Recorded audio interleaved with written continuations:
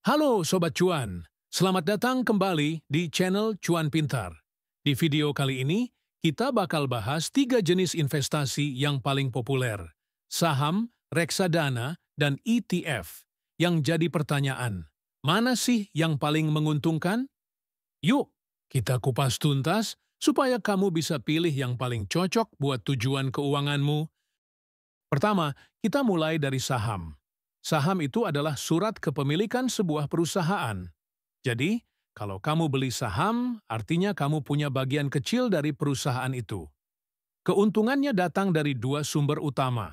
Satu, capital gain, yaitu selisih harga jual saham lebih tinggi dari harga beli. 2, dividen, pembagian keuntungan perusahaan kepada pemegang saham. Namun, saham punya risiko yang cukup tinggi karena harganya bisa naik turun dengan cepat sesuai kondisi pasar dan performa perusahaan. Tapi kalau kamu pintar memilih saham yang bagus dan tahan lama, potensi keuntungannya bisa besar. Lalu ada reksadana. Reksadana adalah wadah yang mengumpulkan uang dari banyak investor untuk kemudian dikelola oleh manajer investasi profesional.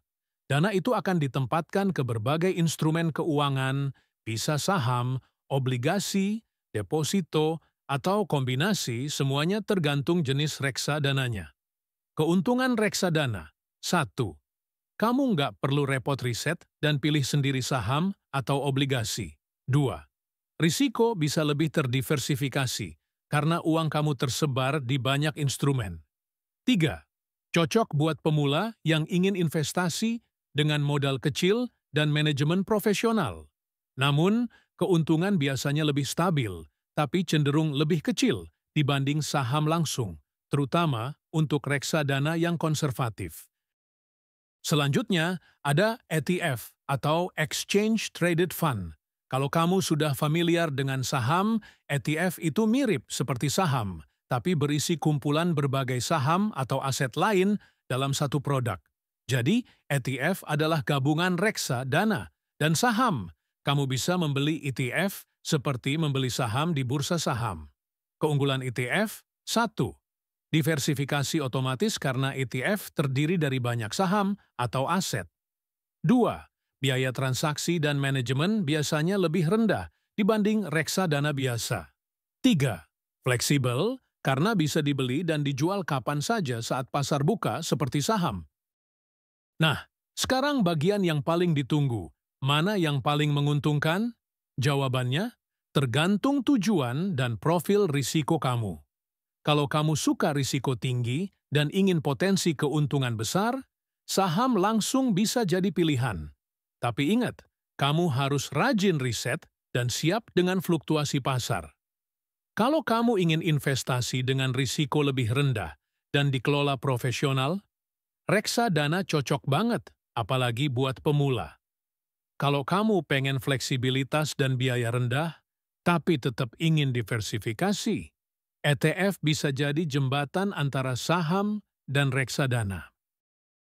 Beberapa tips supaya kamu bisa pilih investasi yang paling pas. 1.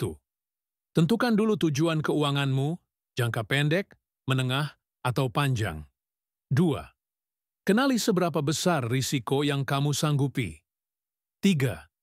Pelajari produk investasi yang kamu pilih dengan baik. 4. Mulai dari nominal kecil dulu sambil belajar. 5. Konsisten dan jangan panik saat pasar turun.